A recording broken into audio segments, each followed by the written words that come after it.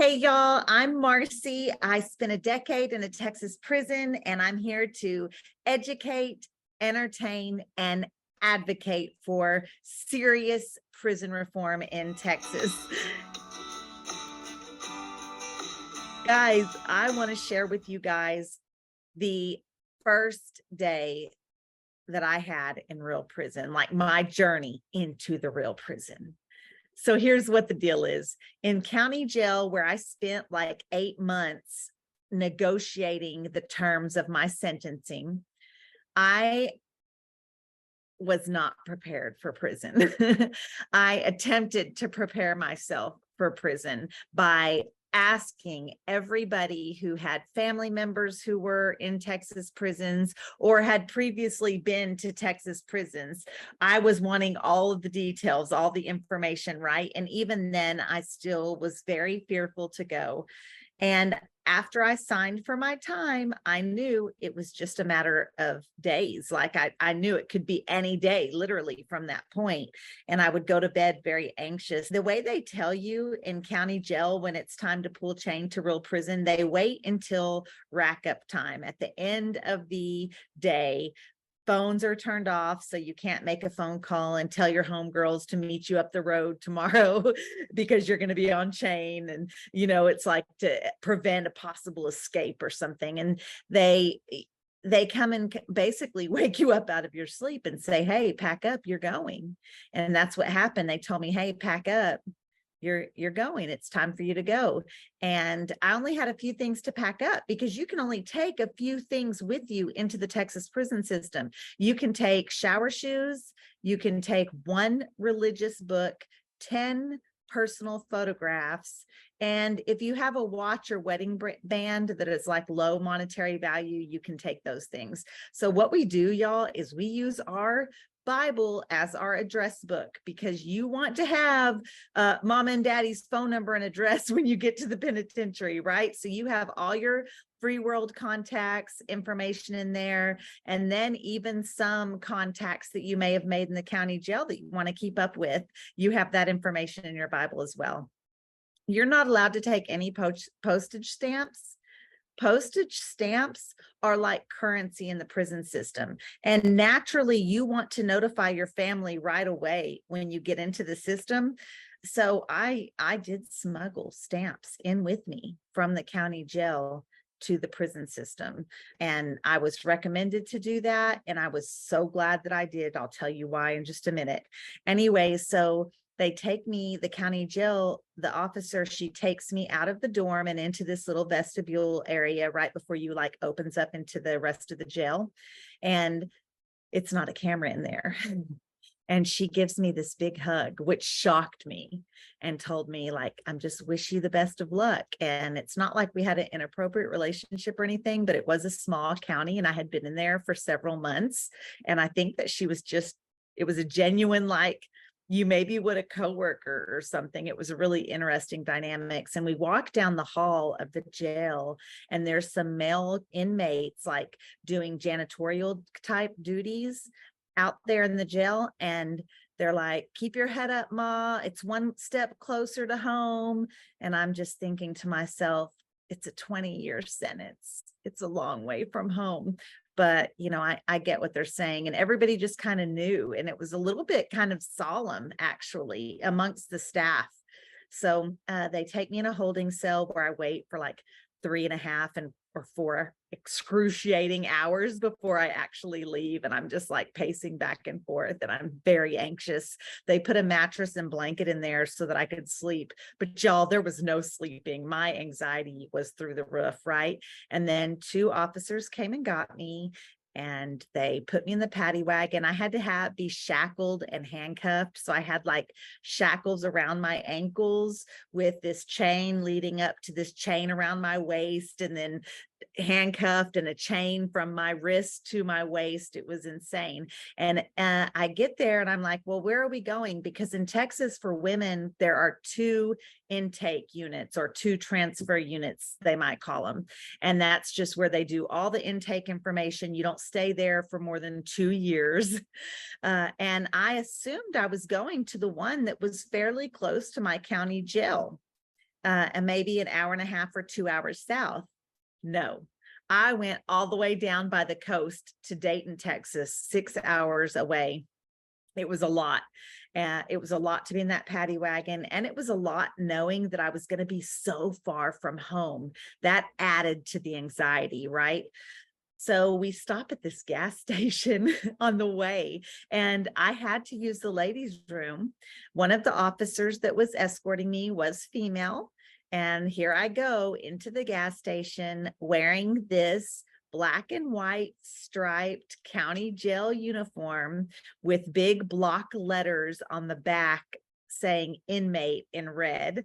I was shackled, handcuffed, shuffling in because you can't even take big steps in those kind of shackles. And she escorts me to the bathroom. It was really a strange feeling, the way people were looking at me like I was maybe some kind of mass serial killer or something.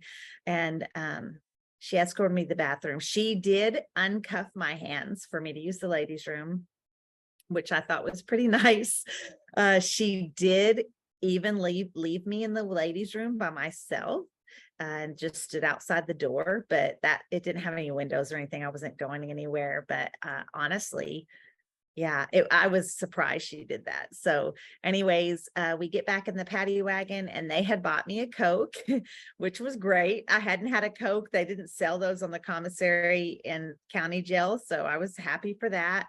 And we go on to our trip.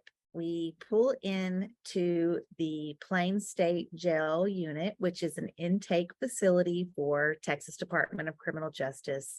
And I see the typical fences with razor wire on the top, and you see the guard tower with a guard sitting up there like an armed guard, just the whole prison scene, right? And we go in and they hand me over to the Texas Department of Criminal Justice. The officer there, she takes off my shackles and all of that and escorts me, like walks me just this little ways to what is lovingly referred to as the dog pound. And there's a reason it's called the dog pound. When you walk in, it looks like the inside of a warehouse full of cages, chain link fenced cages, except instead of dogs, there are humans sitting in them, women sitting in them. So yeah, it's called the dog pound, and for a reason. I walk in and I didn't mention that it's Halloween, which is just weird anyways, right? I pulled chain to prison on Halloween. There were no festivities. You would not have known it from any other day, but it was interesting. Anyways, two very large, very loud female officers take me, like take me over. Don't come on. So I follow them, and there's this big trash can, and they're telling me, strip down. And I said, what? Strip down, take everything off, everything goes. And I'm like, oh my gosh, right here, because I was in the middle of everything. All the women in the cages could see everything. The officers working at a desk nearby could see everything. There was inmates like cleaning up. They could, I'm just right there. And it's all eyes on me because I'm the new person walking in. And that's how it went. So I take my clothes off and I'm standing there holding my clothes, and they're like, no, throw those over there. And they have me throw my county jail clothes in one pile, and I'm assuming to go back to the county jail. And they have me take my bra and panties and socks and throw them in the trash. They're just trash now. So those go in the trash. Luckily, I was not on my cycle, because if I had been on my cycle at that time, I would have had to remove my tampon right there in the middle of everything also, and thrown it in the trash as well. So I am grateful for that.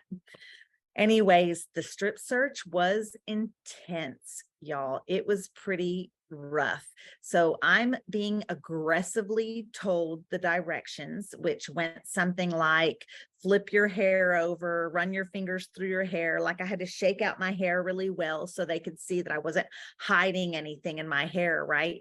And then they looked in my ear, they looked behind both of my ears, they looked up each of my nostrils, they looked in my mouth, and then I had to physically take my finger and run it around my gum line, I guess showing that I wasn't hiding anything there.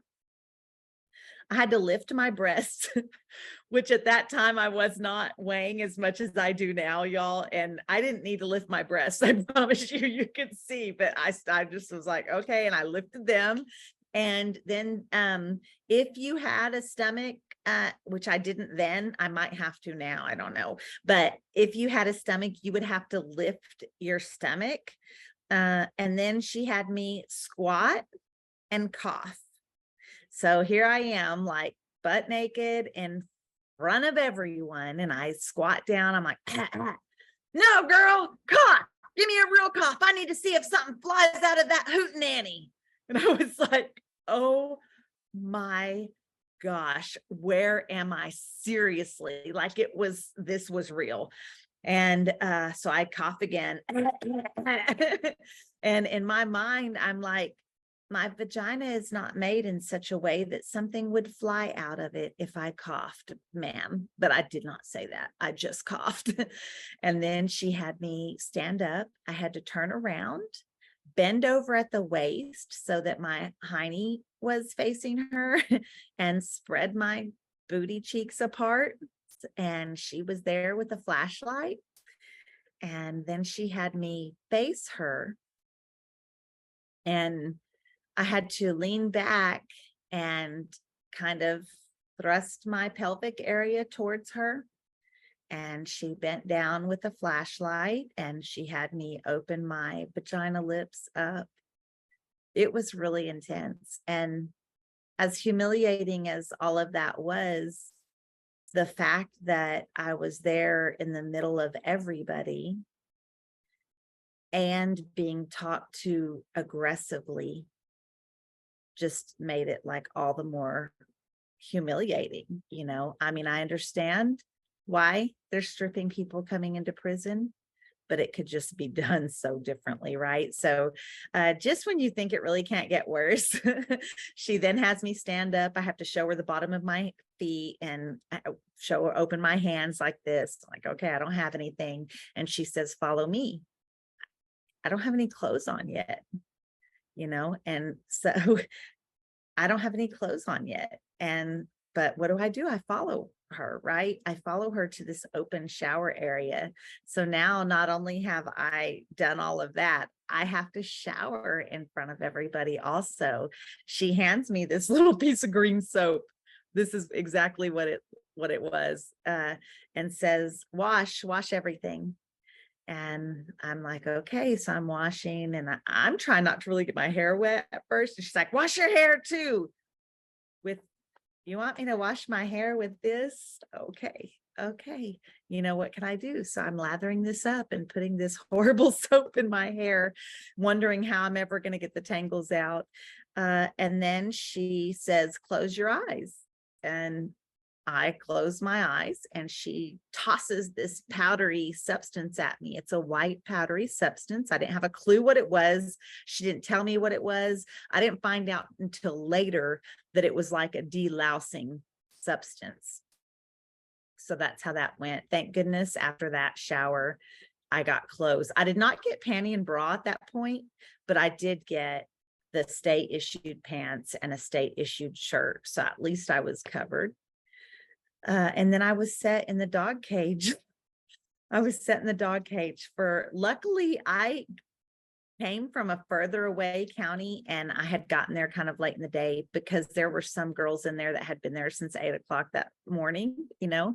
So about 6 o'clock at night, we're led to our housing assignments. And when I get to my housing assignment, now some of the advice that I received from the girls in county jail were like, don't take anything from anybody, don't accept anything, don't accept any favors. And that's why they had encouraged me basically to smuggle stamps in, because then I could buy the things that I need. Oh, I need a piece of paper and pen and envelope to write home.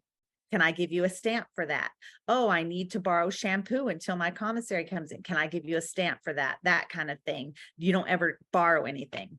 Well, it turns out that's really bullshit. It's really bull. You can borrow things. We were all in the trenches together. You don't have to fear really the people that you're incarcerated with. I didn't.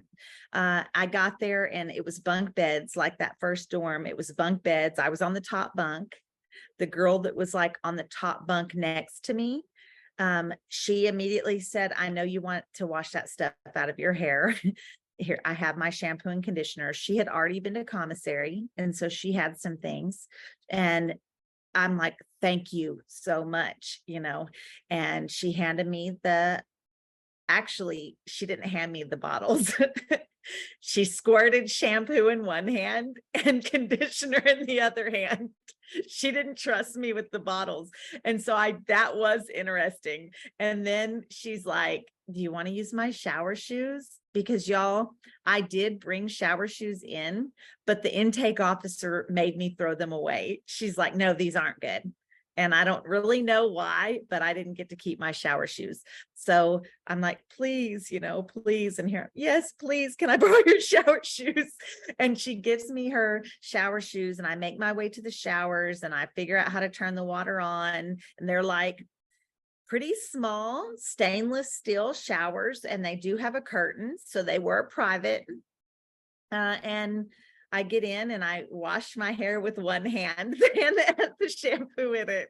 And I hold the conditioner like this while I'm washing my hair and rinse all the soap out. And then I'm able to condition my hair. It was really nice of her to do that, honestly. And it turned out that the women in there, they were really awesome. So yeah, that's how like my first little day. And then I went back to my bunk and combed out my hair, and by then it was like lights out basically, and welcome to prison.